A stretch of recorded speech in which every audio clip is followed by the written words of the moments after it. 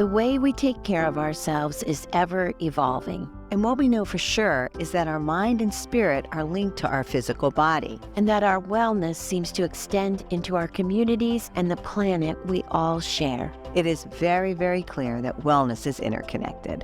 We love spending time with you to explore and practice the breakthroughs, the insights, and the passions of incredible people helping us all see the world in a whole new light. This is Health Gig. I'm excited today because Dr. Guillaume Caunegre is joining us again on Health Gig. And today we are going to talk about long COVID and what does that look like? And we might be suffering from it and we don't even know. Guillaume is going to help us deep dive into some of the symptoms that we might be feeling and how can we get ourselves through this period and feeling better. I'm thrilled that Guillaume is here today. Guillaume, welcome. Thank you. Tell me, what do you think about post-COVID conditions? Well, I encountered it. That's the first thing. And many, many times in my practice in Paris, in the US as well. And it's becoming a chronic ailment that is appearing more and more. I believe that most people affected by it, and we'll get into some details about symptoms and about what people feel as far as changes in their lives and their cognitive abilities and so on. There's a lot of alteration in people who have had COVID and even more in people who have had COVID several times. The big word out there is long COVID. Many patients, people in general, have no idea who to turn to for the weirdest symptoms. There's a bit of shame. There's a bit also of confusion, which goes with the symptoms and basically delays people's reaction to seek for help. I've been lucky enough to see many of those patients because they were pre-existing patients, people I knew for years or for months. And I have seen the changes in their personality, in their behavior. This is really important. We start talking about those symptoms, how they get there, and how people can actually assess that they are not together the same as they were before. Because we always talk about long COVID. This is the word that's out there. But long COVID means that you still have symptoms after COVID for a few weeks or a few months after. Some people have had it for 2 years or 3 years. And because it tends to accumulate in gravity as people get more COVID infections, it's important that people are reminded that they still have to be extremely careful not to catch it again because it's still out there. It's not very aggressive, but it's still out there. Every week I get cancellations for people who tested positive every single week up till this week again. The understanding and the communication is very important. It's not out there for many reasons. Yeah, so what you're saying is that these symptoms, which we should talk about, what the symptoms might look like, because there is no test to determine what we're talking about. It's still out there, so it's cumulative. That really makes a lot of sense. So we need to still be diligent about not getting it, right? Like just not, because the symptoms will worsen. In most cases, yes. And they're finding this out through dissection. People are dead. They give their bodies or their brains to science. That's what they're working on right now. We have thousands of cases, but you have to understand that the World Health Organization has found that at least 65 million people in the world suffer from severe long COVID, which means that you can probably multiply this number by 5 or 6. And the people who have milder long COVID are not in these numbers, but they should be. Can you talk about what those symptoms look like or what you're seeing and help us identify what they might be so that we can maybe then talk about what we can do about it? So you have two kinds of symptoms. You have the physical symptoms, your body and your metabolic functions, and you have your brain function and your mind and your behavior and your emotions. This seems to be the biggest problem for two reasons, because people do not recognize themselves and most of them do not have access to their full potential of thinking, of reacting, and of basically functioning through life, interaction with other people, professional interaction, decision-making is becoming extremely difficult for a lot of them. I've had very good non-professional athletes who could be professional by the way they train and who cannot even go out for 20 minutes of exercise without being totally exhausted and having this brain fog that will just linger on from morning to evening and get worse with exercise.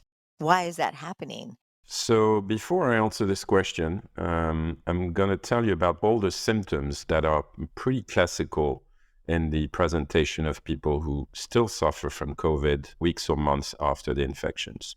The physical one are basically exhaustion, muscle pain with chronic fatigue, which is a kind of syndrome that also you will find into other viral infections like Epstein-Barr with mononucleosis and Lyme's disease with the tick bites. There's also a definite decrease of energy in everybody. And there's another physical ailment, which is chronic pain. If your body has been able to produce some kind of pain, not necessarily chronically, but for a few weeks, or if it's a weak area in your body that you've injured your knee or you've injured your back or you have a leaky gut or irritable bowel syndrome, these will come back chronically, basically every day, sometimes constantly, and be a new presentation of the post-COVID image of that person. And this is a really difficult one to drag on because it will affect, of course, your mind and your energy and your emotions. Now, these are the physical ones. The more brain-oriented nerve system symptoms, which you can qualify through whichever word that fits your vocabulary, is depression, anxiety. The main one is brain fog, but not just a brain fog when you've had a little concussion. It can go up to 5 to 10 times the feeling of the brain fog previously experienced. People feel disconnected from their body, from others. They have memory problems, which can be extremely serious. And I will tell you a story about one of my patients. They have definitely decreased cognitive abilities, basically difficulties to synthesize, to think, to get things together, and to focus. These symptoms can be met also in people who've had serious concussions. They seem to be rather similar, apart from the fact that the depression and anxiety seems to be stronger with those post-COVID patients. And the other one that really strikes me as well, but we know a little bit about it through smell and taste that is usually lost, the Delta version of the COVID, for instance, is that their sensory input and output, meaning the usage of their 5 senses, is diminished. So they feel, see, hear, smell less, but also the way they perceive the world changes through those senses. And so there's definitely a functional breakdown in the nervous system regulating those senses. When you went through that list, again, depression, anxiety, brain fog, right? They feel distant from your body, memory problems, decreased cognitive difficulty in focusing. What you talked about with the smell and taste, like they don't hear as well, like that. Mm-hmm. Because True. I am hearing a lot of people talk about that.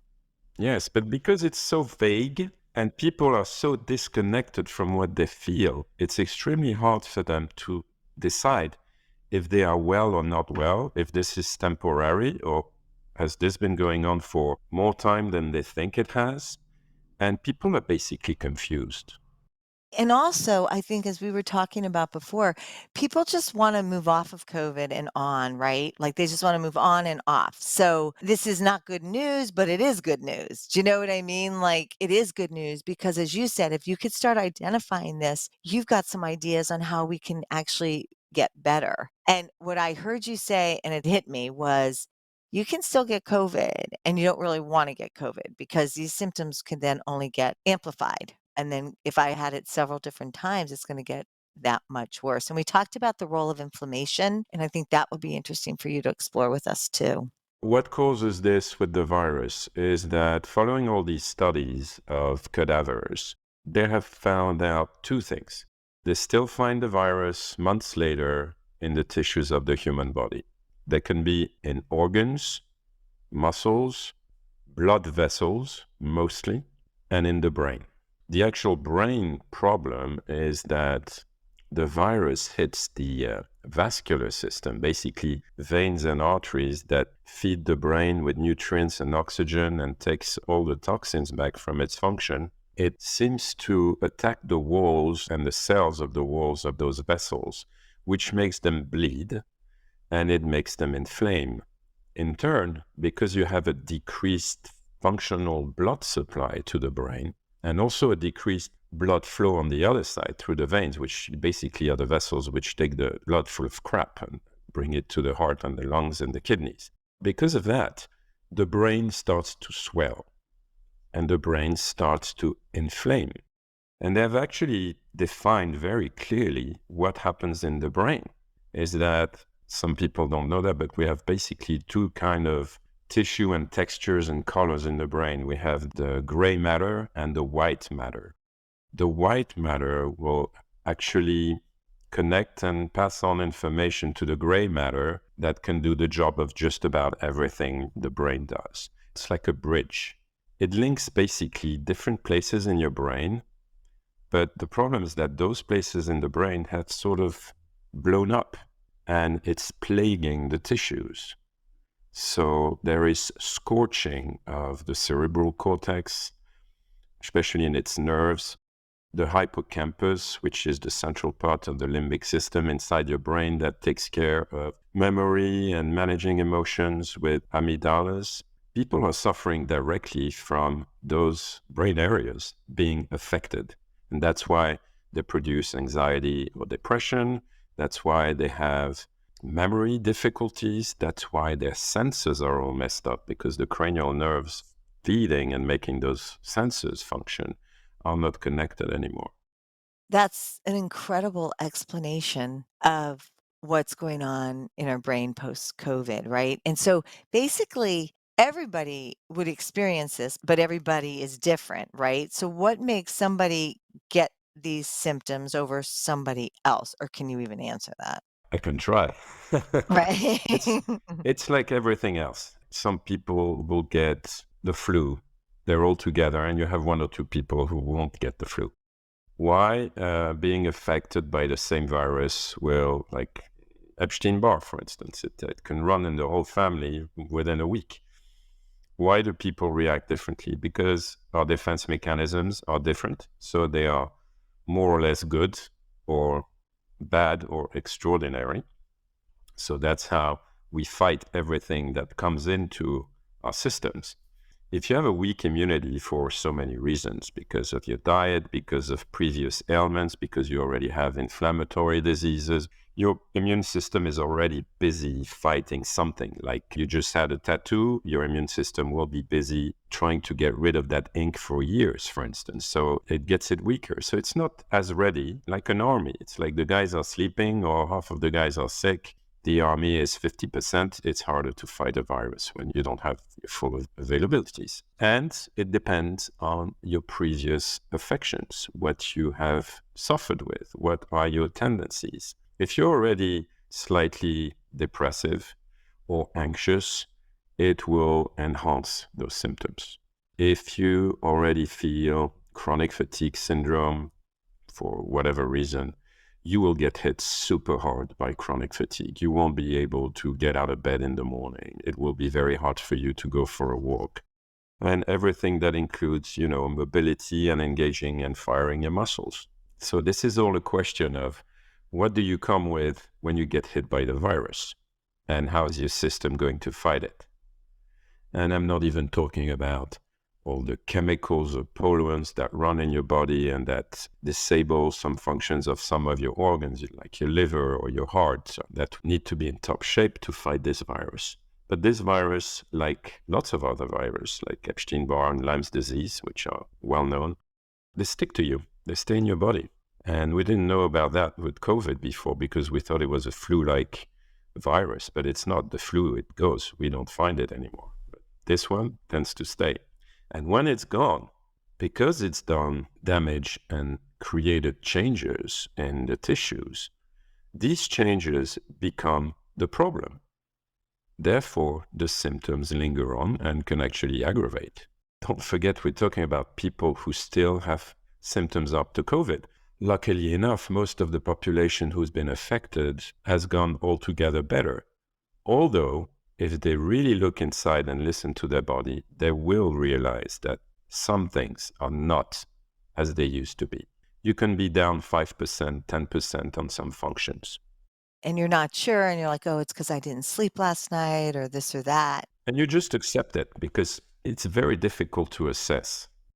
Diving into this, I think it's helping us all sort of start thinking, like, okay, this did happen and I do feel that way. And we got to do the prevention mode, right? Like it's all about preventing getting it again if we can. Yes, that's definitely the one. I've told you that before, that I never had COVID, and I know I never had it because I've been testing for 2.5 years, twice weekly. Now I'm only testing, every week or every other week, but still enough to see if I've been infected. I have not been sick and I have not caught anything. And I'm really happy about this. And I definitely don't want to get infected. This is why, we wear masks in my practice. I'm pretty sure this is one good reason why I didn't get it and I didn't give it to other of my patients. But even still, like, I know I got COVID, but the test came back negative, and I know it was COVID. So sometimes the testing's not so clear. And I think that that's also another thing that we've talked about is that we do just need to listen to our bodies all around, right? Like I did know this was COVID. It felt different, all that kind of stuff, but the testing came back and they're like, oh no, it's the flu. No, it's true because we don't do PCR tests. We do a lot of home tests now, and they are 50 to 70% reliable. So there's false positive, but there's also some false negative. And sort of staying in touch with our bodies is important, but prevention is key. What do you do when you do have these symptoms? And by the way, is dizziness and pressure in your head? I know we talked about that. I'm hearing a lot of people talk about that recently, and headaches. Can you Yeah, talk about that? headaches, Yeah. definitely Yeah. headaches, pressure in the head, sometimes pressure in the ears and the sinuses. It's very easy to understand. There's a congestion, meaning the blood does not circulate well inside your cranium because of the affected blood vessels. They're slowed down, the flow of blood is irregular, the exit doors at the base of the cranium are usually pretty tense and closed up. So it slows down blood circulation, which means that you have too much liquid in your head. What does that create? It creates tension on the membranes that cover your brain, which are called the meninges, and one of them is called the dura, that some people know about. And that creates real, true physical pressure to the bones of your skull, right down to your neck, because usually it's associated with neck stiffness. The other symptoms is really the volume that's actually also putting some pressure on the brain, even if it's gentle. But as part of the brain is already sleeping a little bit, it creates this sense of being stuck inside and having something compressing you. Because you're hearing a lot of people talk about that, They headaches that do they've never exist. I really mean, had. there's lots of other symptoms, but that's one people will definitely recognize. And when they're sick too, when you have the virus and you're sick, you will definitely get that as well, sometimes even stronger. But then with these symptoms, do they ebb and flow? Or is it pretty much they get worse? Or can they kind of go away and then come back and then come away and come back like the Epstein-Barr? Or you know what I mean? We don't have enough time in the future to evaluate that yet, because like Epstein-Barr, it will come back years after. It will be basically reactivated because there's another virus in your system. The viruses also and bacteria, they tend to protect themselves with biofilms. They go dormant. They go like in a bunker. And because you're getting weak, because you're overstressed sustainably, because you catch another virus, they will get out of their bunker and start to activate again. And they usually leak with other viruses. And they even boost some bacterial activities as well. And this is what is really vicious about those viruses, is that in the end, they fight together. When they're active, they go and wake up the other guy next door. Right. So come on, let's go. Wow. Most people will have some of those symptoms for a little while, and then they will decrease, and then they will be cured. And these are not long COVID people. But if you really question them, most people after COVID will experience some of those symptoms we talked about from the brain and from the physical aspect. most of them will get rid of them and they will be cured.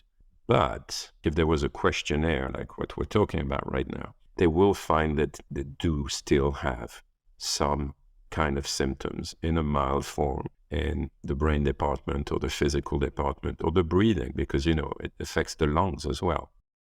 Talk to me a little bit more about the breathing. How do you identify that?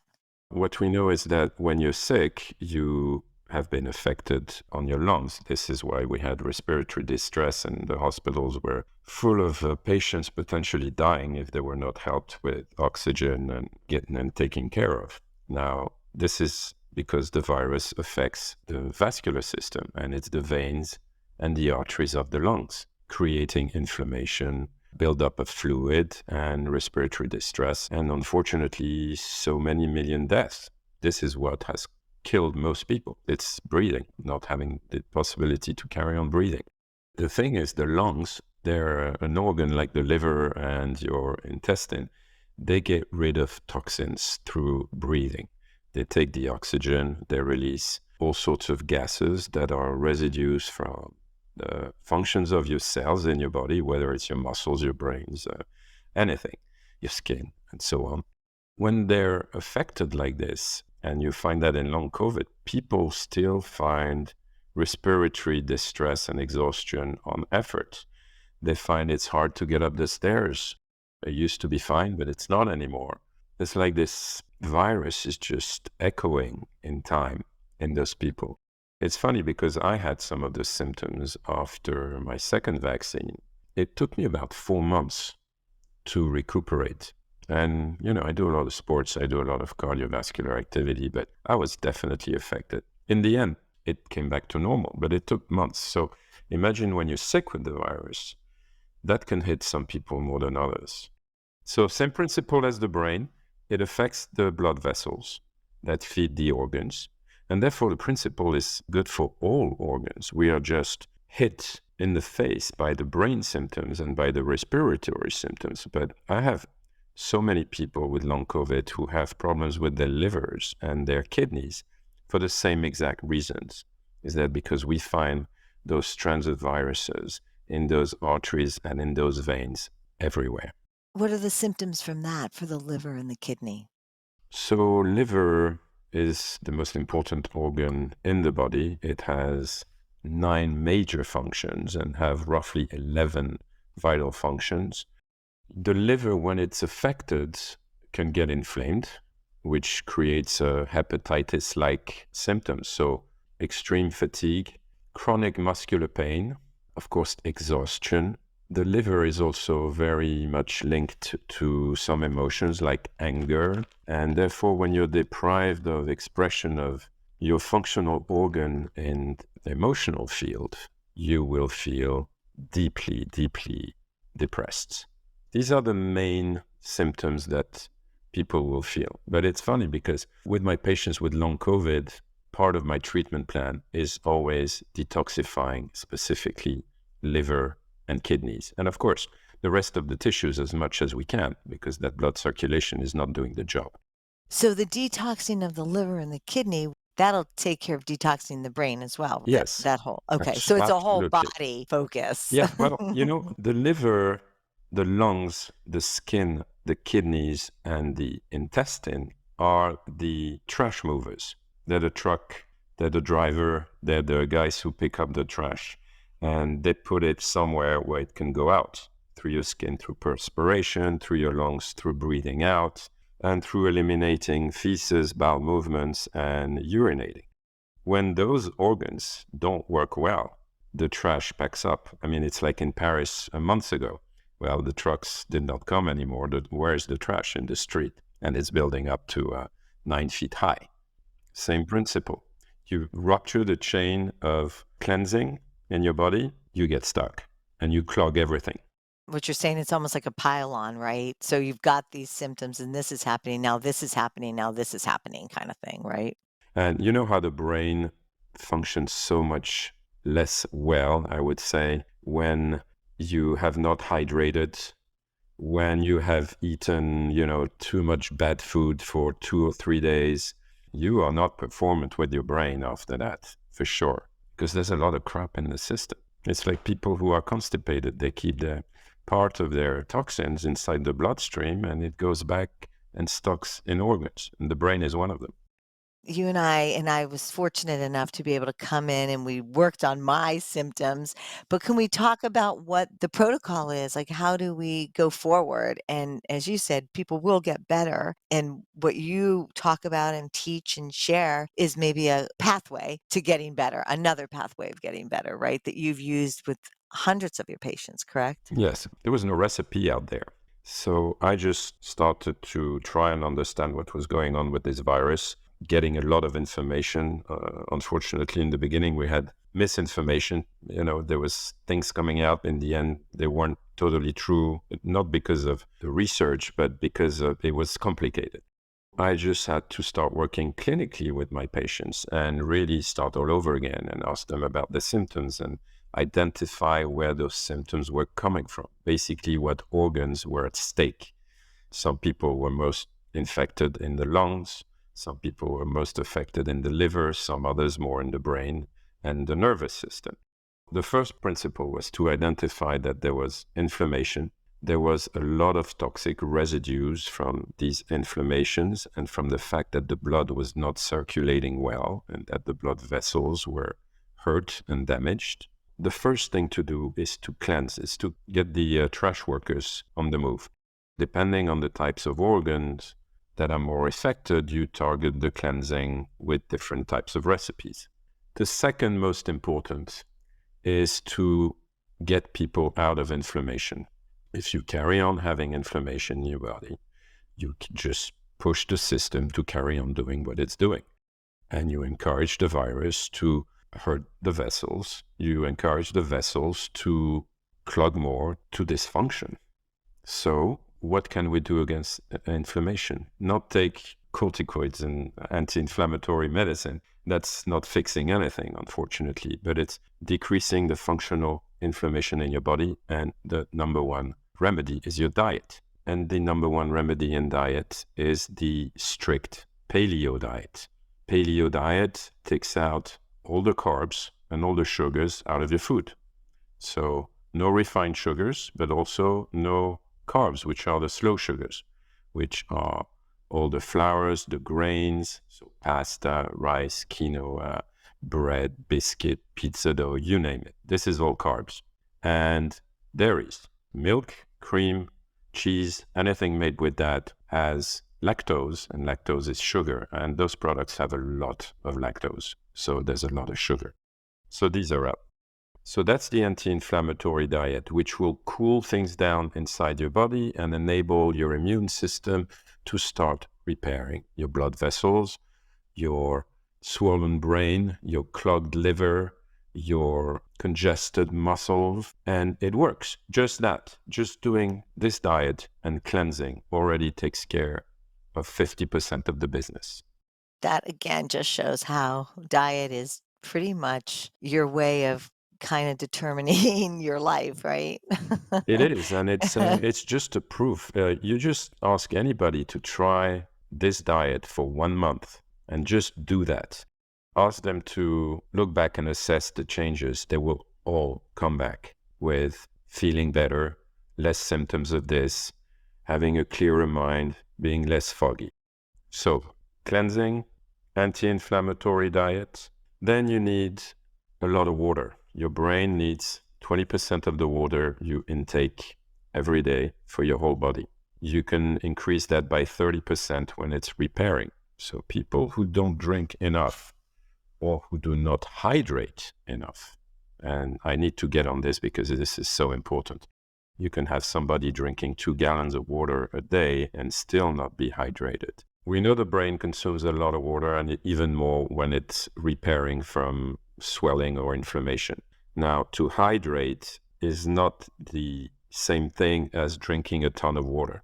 The hydration is the rate at which the water gets inside the cells, past the cell walls, whichever they are, your muscles, your brain.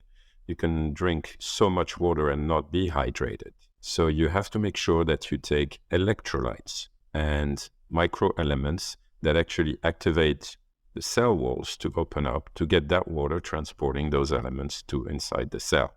When you're hydrated, your brain will start repairing much better. So water, but also things that can help you hydrate better. And you got that in, sports supplements. I'm not going to cite any brand because I'm not here for that. To put your electrolytes in the water, right? So make sure that you're adding that in. And also even like salt. Would you suggest even just putting some salt in your water, or do you think you need more than that? Not just salt. There's many different kinds of salt, and you don't want to have people starting to put kitchen salt in their water, and that's not Good going point. that's going to dehydrate them more than anything. Good point. Okay. Okay, you're right. Get the electrolyte packets or that kind of thing to put into your Exactly, waters. Okay. exactly. And you also talked to me about cell food, right? Drops of your water, that those help minerals and that kind of thing. And that's a Okay. brand, by the way, Oh, okay. Sorry. Okay. which is okay. Now it's out there. Adding stuff into your water. I love your definition because so many of us will sit and gulp our water down to get the water down, but you're saying it's not getting into our cells. And so therefore we're just going to the bathroom all day long and nothing really is penetrating or hydrating ourselves. It short circuits. It goes through your gut membrane, it goes straight to your blood, and your blood goes straight to your liver, and the liver just eliminates everything it can. So hydrate. So we have cleansing, anti-inflammatory diet, hydrating, and supplements. What does that mean, supplements? It's to supply something that you're missing or to augment the amount of something that is good for you that's going to help either your immune system or your nerve system. What is mostly affected for people is the brain and their nerves in the body, their nerves in their spine, their nerves coming out of the brain, which are called cranial nerves. We have 12 pairs of those. 5 of those take care of your senses. So that's already 10 nerves just taking care of your 5 senses. Those are also shut down or affected by COVID. And this is a problem. This is why you have sensory input-output problems in most people. So you see less, you taste less, you don't taste anymore, you don't smell, you don't hear so well, you don't feel, touch, usage of the hand, and so on. I usually target the nervous system first. So you need a serious source of sea-sourced magnesium, marine-sourced magnesium.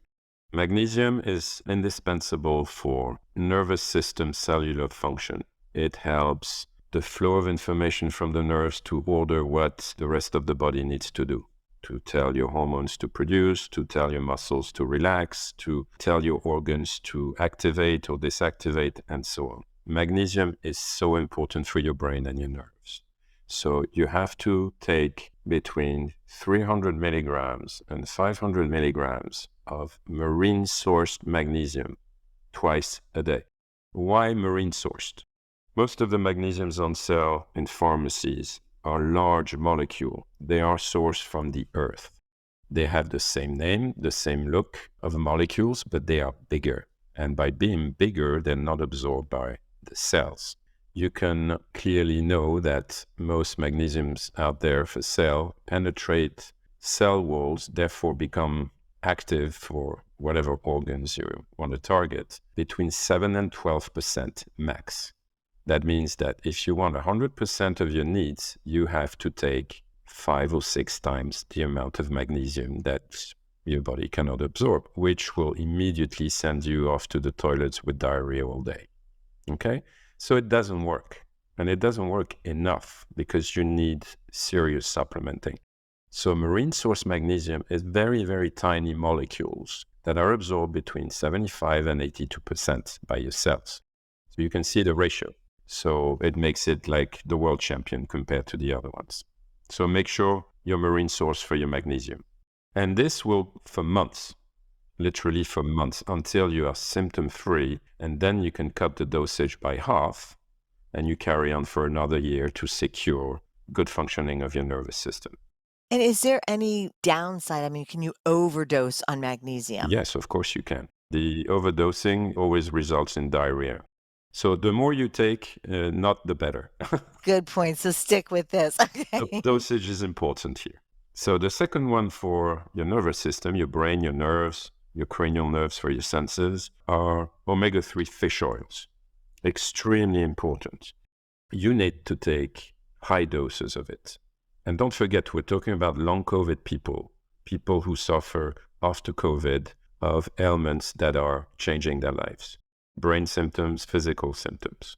You need to go on 4,000 milligrams of omega-3 fish oils twice or 3 times a day. You need to take omega-3 fish oils, 4,000 milligrams, twice or 3 times a day, but at least morning and evening for 1 month.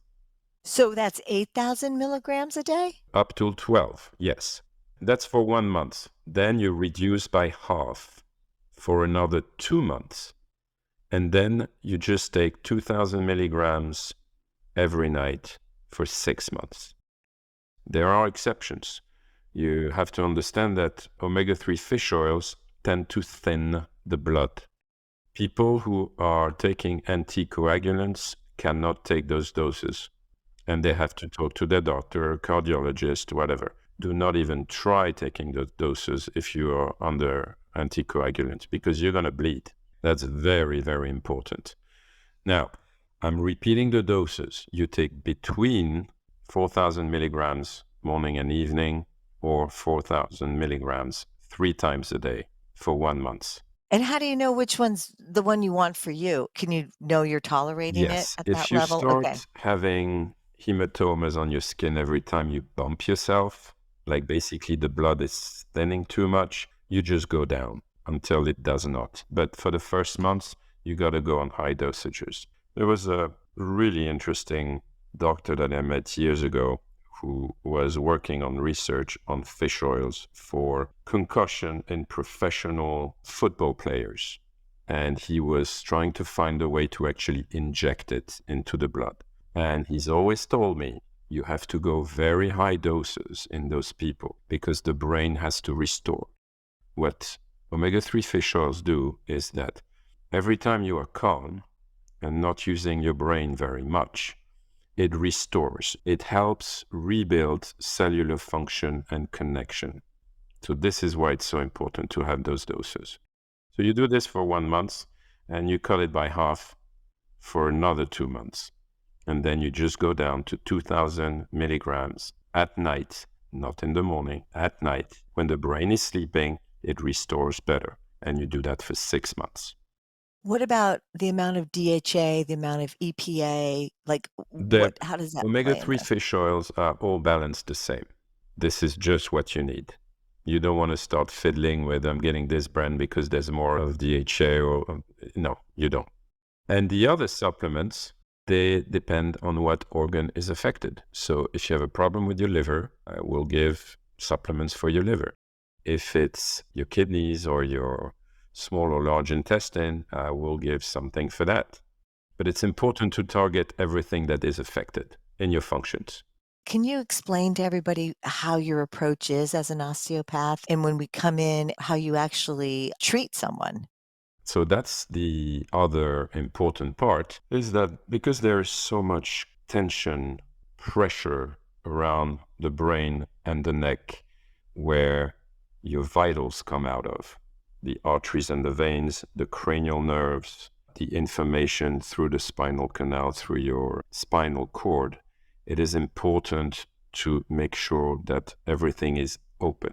Mechanically, the cranial box is articular. It has sutures. It's like zippers in between the bones. There's pliability. There are holes in the skull for things to go in and out, basically veins, arteries, and nerves, and lymphatic system, and the spinal cord that goes down into your spine to give out all these nerves in between your vertebrae that feed your body.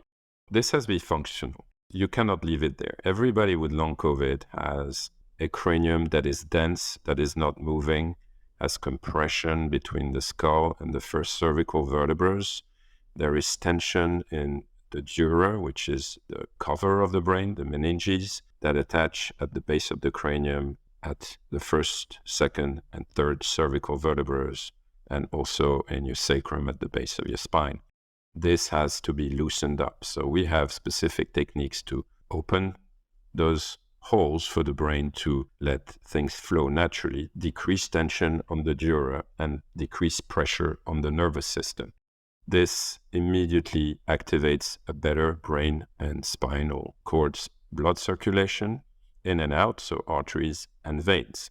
So this is a treatment that I would apply between 3 and 5 times over a course of 2 to 4 months on most of my patients with long COVID. Getting all these factors together of self-management with cleansing, which is usually given to you, anti-inflammatory diet, which is your responsibility, taking the supplements, hydrating well, and getting yourself treated on your cranium and your spine, all this will basically activate healing. And I can safely say that most of my patients with long COVID, after 6 months, are between 80 to 100% normal. I just want to add something about osteopathy. Techniques that we use on long COVID patients is to also activate their nervous system. We talked on a previous podcast about sympathetic and parasympathetic system. Basically, the brain and the cranial nerves are parasympathetic, and the spinal cord that gives the nerves in between your vertebrae gives out the sympathetic nervous system.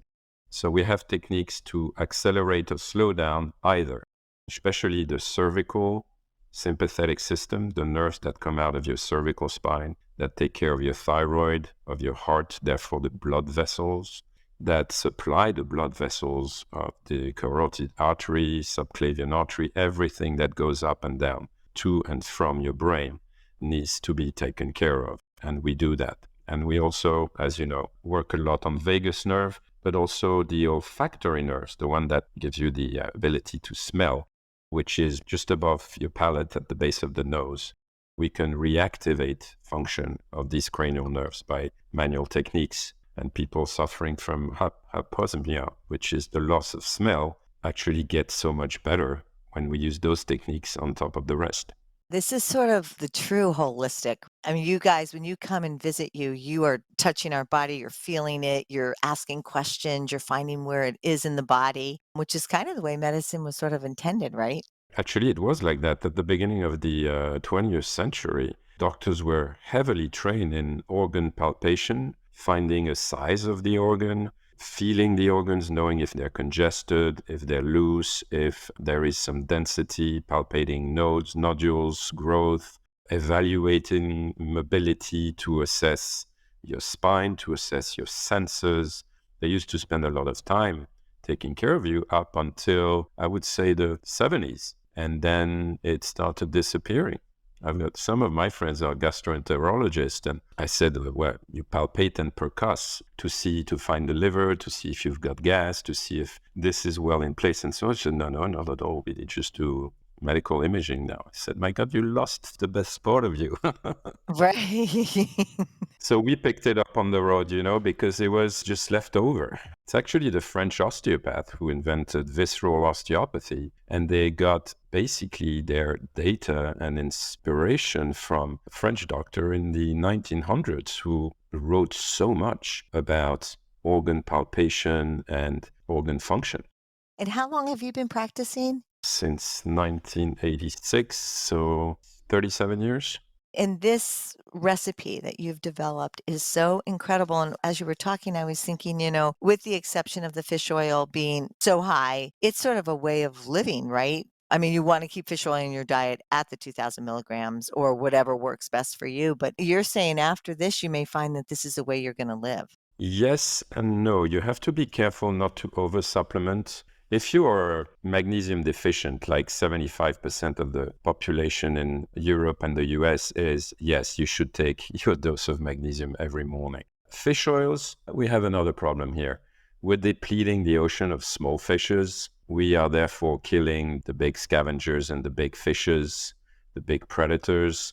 We are changing the behaviors of sharks coming closer to the coasts. We are affecting a whole biodiversity because we use it by the millions of tons. So those fish oils, I think, is good to keep as a food when you eat non-farm raised salmon, wild fishes like mackerel and sardines, and you have your dose in there, and it's good enough. When you're sick and inflamed in your nervous system, then you can take supplements. Yeah, you are going back to let's use our diet as our way of keeping obviously ourselves healthy, and then you might not need as many supplements. True, and there's seasons. So in some seasons, you should take some supplements, and in others, you should stop. And you need to go by the needs of your body, what your body tells you, and how you understand it. When I come back, will you want me to bring my blood work? What will you be looking for? Is there any tests that you like to see?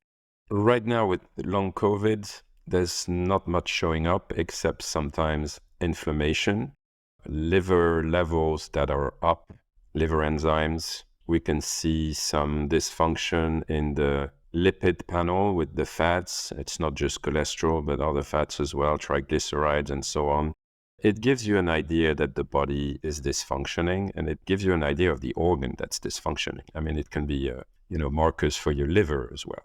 Regarding brain, you don't really test the brain apart from actual clinical testing of your brain, cognitive testing, emotional intelligence testing. All these do exist. If you want to evaluate yourself, there are excellent professionals at that, and you can see where you are from your baseline. It's the same as concussion. The concussion tests basically are good and should be applied the same way for long COVID. Right. And that's how you'll know. I got it. Right. That's how you know Well, if that's what it in our is. work as osteopath, we just have clinical testing. We talk, we test, we look at the changes, whether it's palpation, mobility testing, or the patient telling us and reporting to us. So let me talk to you about that patient in the beginning. I wanted to just tell a little story because it's always interesting. I have hundreds of stories, but this one is incredible. So one of my patients, have treated her and her family on a regular basis for maintenance and for, the occasional trauma and affection. And she has COVID and she's hit really bad. She lives in Brussels. It takes her a solid 6-8 months to get better. She's not totally better and she catches COVID again. And then it's a real disaster. She's in bed. She doesn't go out of the house. She can't function. She has a hard time following a conversation. She's got all the symptoms we described: brain fog, high anxiety. She feels disconnected and her memory is very affected. And one of the stories she told me is that one day she goes out to shop. In probably the first weeks, she actually started to go out and interfere with the outside world. And she ends up in front of a bakery and she finds herself not moving and not thinking. And she's just standing there. She's awake. She's aware. Somebody comes and asks her, "Are you all right?" And it takes her, a couple of seconds to answer. And she says, "I don't know. I don't know what I'm doing here. Where am I?" And so that person helped her to recover where she was. Maybe she wanted to come and shop, and where does she live? She remembered, her address and all that. She didn't have any sort of stroke-like symptoms, but her memory was messed up. And that happened for several months before I started to see her again. In the end, after 6 months of what we've been talking about, she says she's 100%. She's a high-functioning executive. She has 3 children that she takes a lot of care of. And she's a busy woman. But for 2 years, she was out. She was completely out. So now she feels strong again. And I guess she's working not to get COVID ever again, is probably her mission. And yes, but because she was so disconnected from herself and from what was going on, basically, she did not realize what should come next. So she was wearing a mask and sometimes she was forgetting her mask. And now she's being really, really, really careful. Wow, that is a nice ending to a really, really good story. Wow. What else would you like to share? Is there anything that we need to talk about that we haven't covered? Oh, yes. One important thing. One of my friends, she's a brilliant psychologist, Bonnie Zucker. She sees a lot of people for OCD and depression, and she's extremely well-known and very, very good. I asked her about depression and anxiety in post-COVID patients. And she said, the most important thing, you have to understand that depression is either biological, so you're prone genetically to depression, or it's reactive, which means that you lose your job, you lose your marriage, you lose somebody, you become depressed. That's being reactive. What's really important for her is not just cleansing and getting treated and getting rid of the virus effect and the inflammation. He says when it comes to coping to the limitations that stem from long COVID, it's essential that people practice self-compassion. These are her words. Self-compassion involves self-kindness and mindfulness. And she says that gratitude is essential. It is easy to reside in a state of deprivation, particularly when you're coping with a medical problem and its consequences. But the opposite of deprivation is gratitude. And there is always something to be grateful for. You just need to find it and focus on it. And she's saying that will help support you on your way to healing because what happens, your body listens to your mind, or what is she saying Yes, there? of course. Of course. That's how it works. And mindfulness is just a way too, I guess, to bring us down, be less stressed, because then that's another way to bring your inflammation down, right? Absolutely. You're totally right. And mindfulness then also brings in sort of the breath work that we've learned through you, as you were saying, how we can bring down our nervous system through that. And self-kindness, yeah, and compassion for yourself, because you can get so angry, right, about what happened to you. You're in despair. There's nothing positive in sight, you see? So it's a work. It is Like work. managing your diet. It's work. Gosh, a true definition. You're right. Let's do our mind and feed our bodies and then do your supplements and our water and we'll be better, which is great. And it's a good way to live, a very good way to live. Guillaume, thank you so much for joining us on Health Gig. It's just always a pleasure to have you be part of this conversation and also this very important topic that we discussed today. So thank you so much. Thank you. Thank you for joining us on Health Gig. We loved having you with us. We hope you'll tune in again next week. In the meantime, be sure to like and subscribe to this podcast and follow us on healthgigpod.com. I'm Trisha. And I'm Doro. Be well. Have you ever done the Enneagram personality test? What's great about it is that it tells you how you are when you are stressed and also when you are thriving. Conscious Leadership Group has worked with well over 1,000 leaders across all industries, including CEOs and top leaders of Fortune 200 companies, and they are looking forward to working with all of us at Gasparilla this year to help you with your testing and also to walk you through how to discover the secret of your personality and its dynamics with the ones you love. Call 877-764-1420 or visit the Gasparilla Inn website at the-gasparilla-inn.com to register for this year's November experience.